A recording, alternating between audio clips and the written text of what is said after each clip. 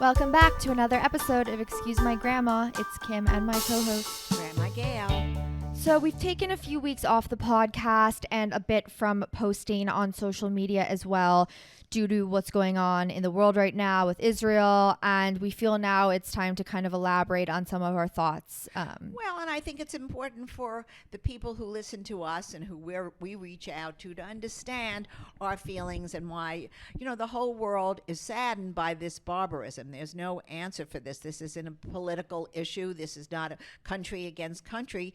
This is really terrorists going into innocents and killing them, decapitating them, raping women, murdering children, taking old ladies, Holocaust survivors in wheelchairs into tunnels. There is no rational, Kim, explanation for this. Humans shouldn't do this against another human being. Right. So why is it when posting on social media my support for Israel or just reposting a picture of a flag even, people are writing Free Palestine on those posts? Well, you know what? I don't agree with them. I think they have a right to back Palestine's plight over the years. And there's no question that they should. Many people felt that they got the short end of a stick, which in some cases they did. But a lot of it is because their leadership did not help them. They took the money, which was given to them by their people and by other outside sources, and they took the money and used it to develop weapons and not an infrastructure for the people and not jobs for the people and not a better school system and not a better life. So many of it is self-inflicted wounds, and then there are, of course, they feel several injustices as well. But no one's questioning that. But no one's questioning yeah. that. That's a given. But let's clarify, like, Palestine is not Hamas. Those are completely different. Correct. But we're not discussing, but unfortunately Hamas Center and is the governing ruler of Gaza. They were elected by the people of Gaza to be their leaders. So they are basically the leaders of that particular area. And Gaza and Palestine are like... Are the same. The same. Yeah, of course. They're part of Palestine is a whole area that was, from ancient times. I mean, they were 2,000 years ago. There was a Palestine.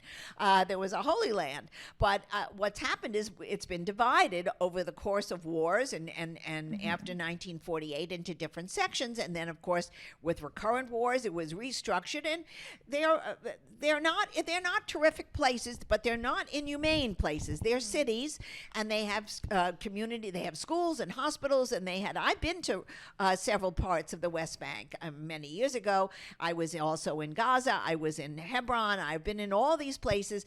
And you know what? A lot of it is because their leadership has not taken them into the 21st century, into the really they have very smart people there, but they're not allowing them to flourish. But that's not the issue of what happened several weeks ago. What happened several weeks ago was a Hamas-led group of animals, barbarians, who went into peaceful settlements right across from their community. They went through a fence. They slaughtered the security forces in their beds or wherever they were, and they were sleeping. It was on a Shabbat, which is Jewish people, especially in Israel, they don't work on Shabbat. They're supposed to have some people who are alert all the time, but it was probably very early in the morning, and they were sleeping, and they were caught off guard, which is inexcusable.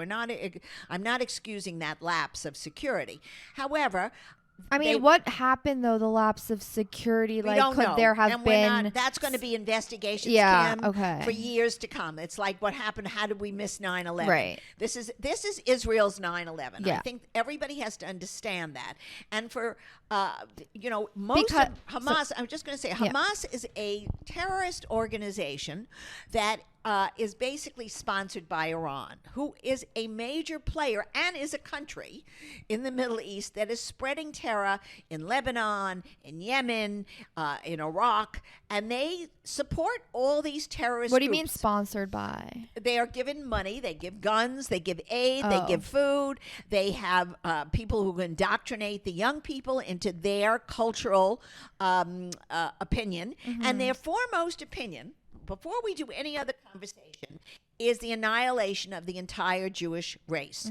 They believe that the world has to be eradicated of every living Jew. Now, that's not only Jews in Israel. That reaches out to Jews all over the world. They're not supposed to be in this world, according to the Ayatollah. So, and also, they're very anti-American.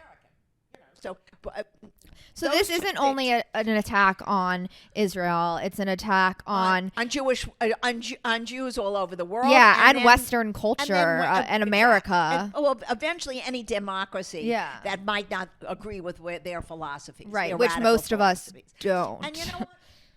Fine, do whatever you want, but Iran is a bad character. We have been appeasing them the last several years because, wrongly so, in my opinion, we thought that if we could keep them quiet and we would give them money and we gave all kinds of things under the table to them so that they wouldn't start a war, that these things would go away. But basically, their hatred is so ingrained, they can't get over it. And they saw a weakness. And I really believe this, and I'm not a military expert or a political expert. I'm just a grandma with my granddaughter here. But I really believe they saw a weakness in Israel of unity, fighting over domestic issues at that particular moment.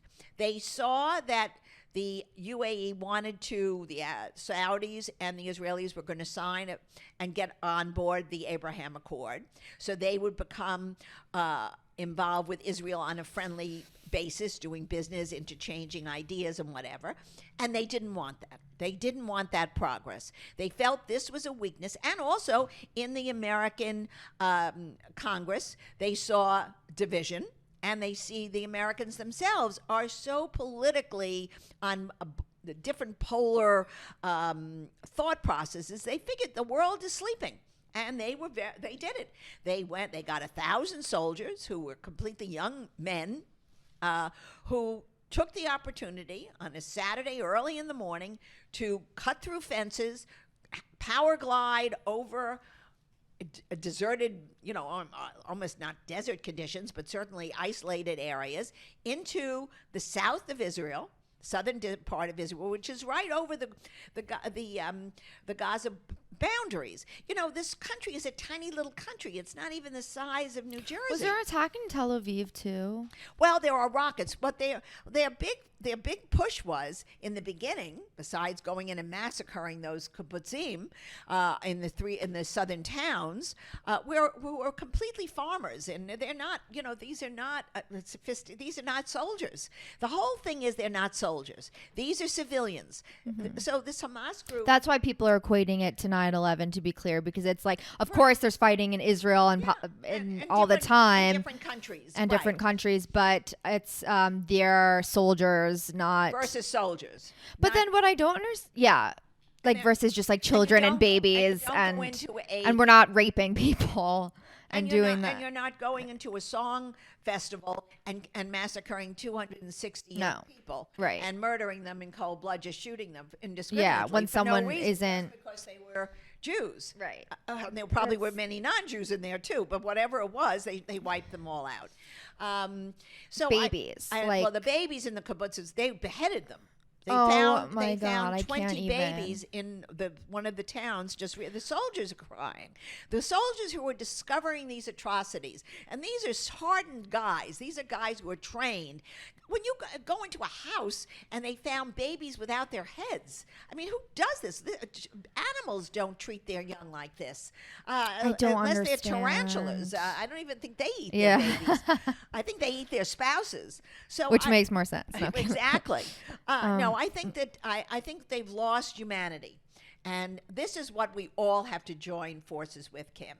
And I think we have to talk to, especially when I'm very disappointed, because I think the Israelis are fabulous, and I think together they'll join together, and it might take them quite a while, but with help of God and with all our prayers, and also with the help of the Americans and other allies, they will defeat this enemy, because this enemy is evil, and evil, I believe, has to be defeated. It's probably never all gone, but we're going to get rid of most of it in this area. Yeah, I'm curious, since you've been around longer than me in history of the Jewish people, when the Holocaust and things were happening, people were saying, Well, we would never again, right. and things like this. And does this feel like it's again? Well, I was not. I was a little during the True. Holocaust times. Okay. I wasn't. I was born during the Second World War, but I was a baby. But what we now have that's very different is that they're doing it on. They're televising their atrocities over the phone. The difference between the Holocaust, Kim, was that we have the fact that we have the telephones and we have social media. So instantly people are, and the Hamas did it first. They were showing the world what they were perpetrating on the innocents. So From their own accounts From their in own- the yeah, well, from the victims' accounts a lot of the time too. Like well, that was later on, but in Yeah. the beginning they were bragging Right. about how they had taken over the towns and they had killed the which is people you're and they right, had it's a raped the different women. tactic than Nazi Germany where it was more hidden. Well, it wasn't hit. It was Well, it hidden in the kinda beginning. was, It wasn't, wasn't but it? we didn't Like- know about the atrocity. It was never hidden in Germany or in Poland or where they were, or in the Well, kind of, because Eastern weren't Europe. they taking No, there were people who knew, or people who saw the Like trains concentration going. camps? Exactly, but you shouldn't even compare it. It does. If this is equally as horrible. but it's genocide. We lost the first day of this war, which is really a war of Israelis against Hamas. We lost a proportionate. We lost over 1,000 Jews. That's more. That's the largest amount of Jews lost since the Holocaust. So on a daily basis, this was just So this is like atrocious. right, the other thing too that I've seen a lot on social media where people were like there's in school shootings or in other issues where people like 12 people have been killed and our whole country gets behind it and it's a whole thing, or maybe Black Lives Matter movement where everybody's We saying cannot equate this. no, but I'm saying everyone's condemning anyone who speaks against the black community, like, is condemned. Whereas in this situation, I feel like people are really scared and tentative to even say that they stand with us, and this is a much worse issue. I don't agree with you, Kim. I think people are standing up, but you have people who don't. And what aggravates me now is universities such as Harvard and NYU and the University of Pennsylvania and many others, which supposedly are prestige universities, are saying that this is Israel's fault. This is no one's fault. This is a bunch of animals coming in and slaughtering innocents. That's what I'm saying. Like, if you look at the letters that they sent out to students, which I haven't seen, obviously, but I saw people talking about this on social media, they basically just say, like, this was a terrible thing. But no one is saying, like, we stand with Israel. Well, this has to be a re-education of the universities. And I have to honestly say, from my opinion, and I've said this now for a very long time, if you are not happy the way an institution is running their business and allowing their students to act, if you don't agree with it, withdraw your funds. There are so many wonderful charities that are all over the world for humanitarian purposes. Hospitals, Meals on Wheels, UJ. There are millions of Catholic charities, of anything, and many universities that don't attribute this kind of nonsense to what should be going on. Hate is hate. Hate of blacks, hate of Asians, hate of Jews. Hate is hate. If somebody sponsors hatred, they should not be rewarded by funds that you give. Give it to some other source. There are so many deserving charities in our own country and around the world that really need money. There are loads of children starving in Africa. There's illnesses all over the world that need to be cured. So if you're seeing your university, especially universities now, which is a big disappointment for me, that they've been infiltrated by this kind of nonsense for several years.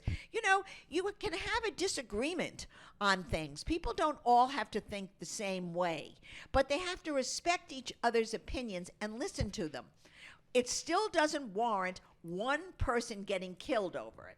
It's supposed to be, if you're at some kind of higher education, you're supposed to be able to talk through problems, not go in and just murder a whole entire community. Who does these things?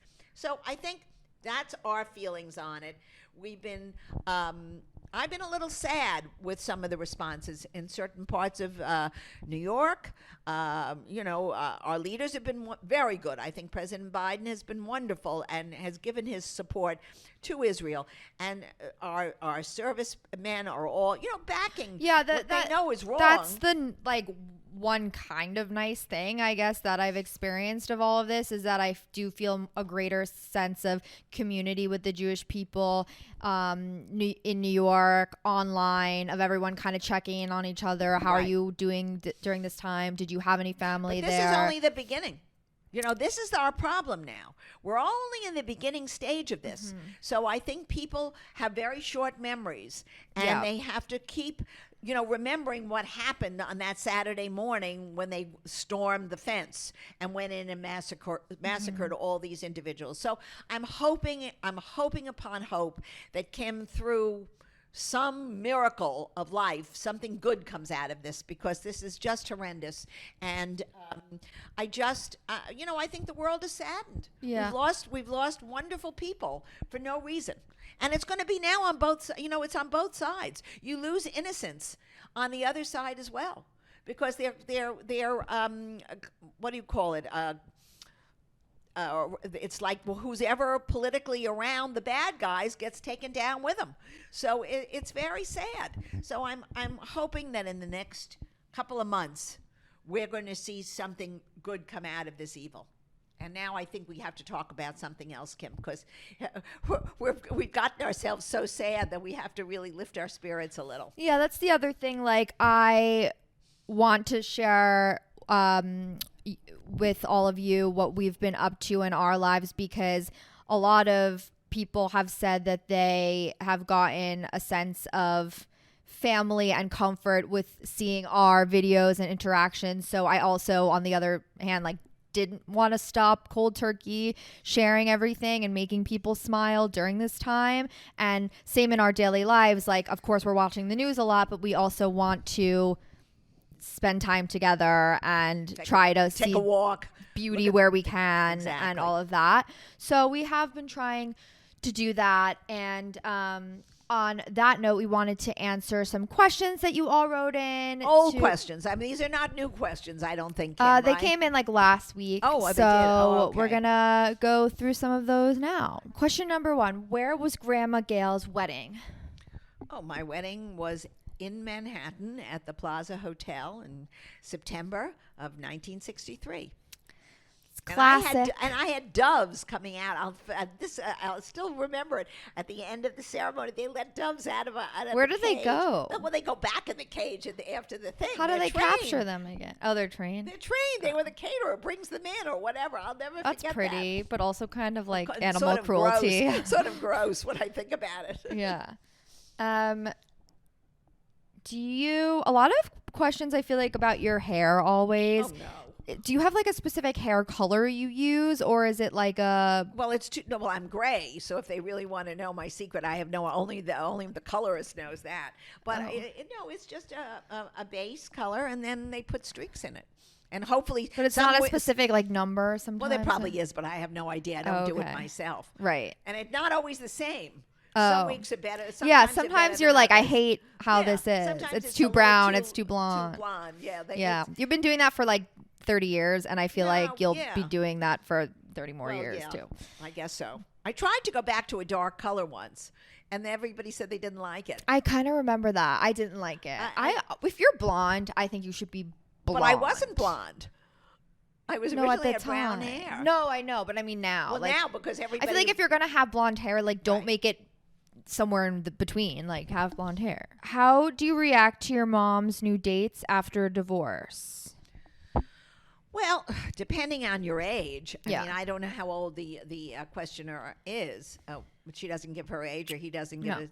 All right. Well, I feel like it's probably an older someone. I feel like it's someone around my age, because they wrote they're ugly and not cool. Oh, so it's or somebody younger in their than late, me. right? Yeah. Somebody in their early 20s. Yeah. I think you have to understand that if your parents are divorced, it doesn't mean they're dead. They have to, you have to grieve over a relationship ending, but then life goes on, and hopefully, both your mother and your father will find somebody better suited to them.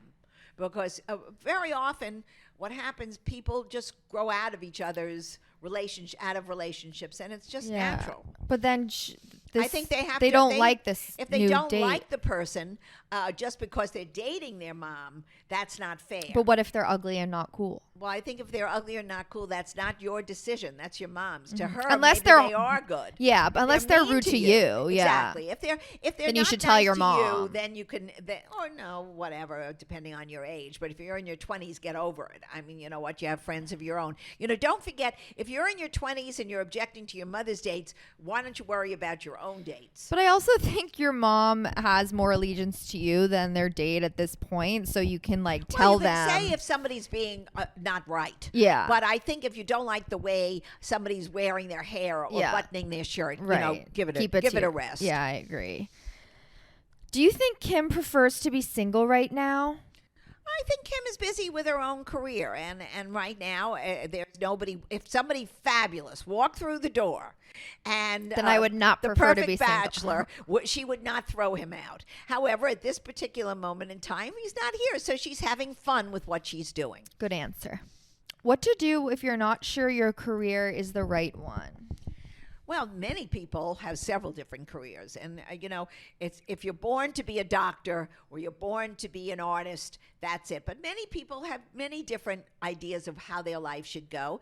And if you're not happy or not being feel rewarded in what you're doing and you're able to do something else, try it.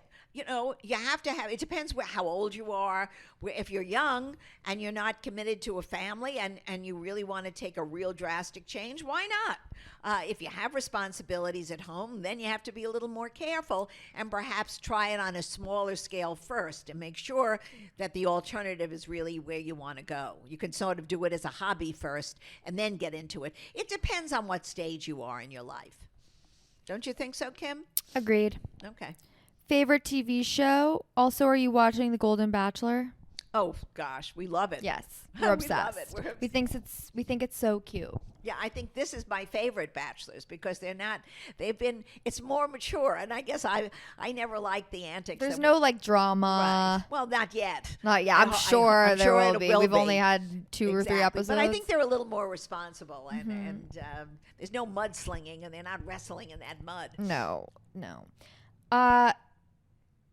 Do you hate the mayhem of bike riders in New York City lately? Well, I'm scared of them. I don't hate anybody, to be very truthful, except the Hamas group who just killed all my brothers and sisters in Israel. Right. Do I hate them? No. I do think they should observe the rules of the road because many times they're going too fast. They are electric, and they're going the wrong way. So they have to observe the rules of the road and also stop at lights because they don't. They go through red lights. They really don't understand the traffic, and that is scary. So when you're walking on the streets of New York, you have to be careful. Yeah, I always forget to look. Yeah, you have to both look in the bike ways path. and Right. in the bike path Yeah. both ways and getting out of a car. Getting out of a taxi. And they don't follow the rules, No. so you just have to look. Right. Like you're not just looking at the lights. Yeah, it's and I'm always caught off guard no matter what. I'm always like, whoa. It's kinda pretty scary. It's pretty scary. Yeah. What do you usually have for lunch? Lunch to me is actually one of my favorite meals because I love lunch food. I love salads with like a chef salad. I love eggs, so I eat any kind of omelet, scrambled eggs, poached eggs, fried eggs. I like a bacon, lettuce, and tomato sandwich, which I had today. You're a big sandwich person. I feel like tuna fish. I love peanut butter and jelly. Yeah. And I'm a leftover from the 50s kid, so I like anything with a lot of mayonnaise on it. I love that. I think my mother invented a glop of mayonnaise on everything. She put mayonnaise on dessert. Gross. So I feel like it. lunch is my least favorite meal. But you eat a lot of salads. I And know. all I mean, those I like every meal. All those but grains that you're always eating. True. You're right. Maybe I do like it. Yeah, I think you like lunch. But, I think your breakfast is your least favorite. No, I think breakfast is my you have favorite. a routine. I don't know. Is it your favorite? I think one is it's my favorite because I'm alone. Oh, well, we could do that. You could be alone at every meal. Yeah, that's true. I could, but I prefer not to. Okay. Do you ever get bored? No. First of all, I love myself. I've always loved myself. I think that was instilled in me as a child by my father, and my grandfather, actually, the two men. And How? they always said everything I did was great. It was never great. Trust me, I was never good at anything. I was a terrible athlete. I wasn't a great student. I didn't win any beauty contests. But whatever it is, they said I was perfect, and I started to believe it. So, Do you think you would have believed it if you didn't have men telling you that? well, my mother was too busy playing mahjong Right. and baking cookies in the kitchen. My mother was really a typical. I don't know what she was. Maybe a '50s mom. Yeah. She was not a great thinker for women. Okay. She didn't So maybe it advance was women's more that causes. like parents or someone in your family was They telling built you up that confidence. They built up it's confidence. not necessarily about like getting self-affirmation from men because No, I that's didn't have self-affirmation. They just kept saying toxic. whatever I did was good. yeah. No, I that's mean, if I drew a picture, they would say, "Oh my God, that's the greatest." No, That's that wasn't great. the greatest. Yeah. But in my mind, at that particular time growing up, I figured if my father and my grandfather thought it was great, then I was great. yeah, 2 weeks later, I realized it was terrible. right. I mean, I used to get up. I once told, I think I've told you, Kimmy, the story. On Friday nights, we used to have family gatherings with our grandparents and everybody around a table. And at the end of the dinner, we would have to stand up and each child would have to go around the table Yeah. and say what they had done during the week that they thought was important. So we had a lot of practice in my house because a lot of people say, how do you speak so extemporaneously? Yeah. And I say, because my parents and my grandparents instilled in us that we had to get up and speak coherently. No, that's a great thing, and I feel like that's a lot of families are losing that, or it's like more of an effort to incorporate that. Because they're on their phones and Yeah. not looking. Yeah. Or it's just And not not as listening. heavily like Yep. weighted for some reason. But that's great. I love that response. Okay, last one is if you could live anywhere besides New York or Florida, where would you live? Well, that's very hard because I've only lived in those areas. Well, I could live in Connecticut or I could live in New Jersey. I actually love the Northeast. I'm not a big lover of the beaches anymore. I'm too old. I don't play golf. I don't play tennis. I love the life of a city, but I don't really love anymore the real cold weather. I used to love it. So I like the combination that I have. Would I change now? Where I've often dreamed that I would like to go and live maybe for a few months would be someplace like Montana, where you Oh. have the plains and you look at the scenery. That's a Because good I answer. do love the West. Yeah. I love the scenery of the West. And I think I would like to go there for a period of time, but not an entire year. I think just perhaps in Just there so a vacation. well, maybe a vacation, maybe like 6 weeks of the in Okay. the summer. Yeah. Of course, that's an awfully long commute. The commute I have now is 2.5 hours. So I to go out there. Oh, on the unless you spend weekends? time. Yeah. No, you really have to spend, like you're saying, a vacation time. But I do like the West. Yeah. I agree. like everything. There isn't a place I couldn't probably live. Well, you're easy to adapt to things and not I big don't at really complaining. care. I don't really like to complain about that. As long as my pillow is there That's so and nice. I have a nice mattress, Yeah. that's all I care. Not any of us there. You're just No, I want everybody there. Okay. But I really don't complain about that. yeah, that's nice. Okay, another great Rem- episode of Excuse My Grandma. Just remember to keep everybody in Israel in your thoughts, please. And also, the world will be a better place very shortly. Have a great week, everyone. Bye. Bye.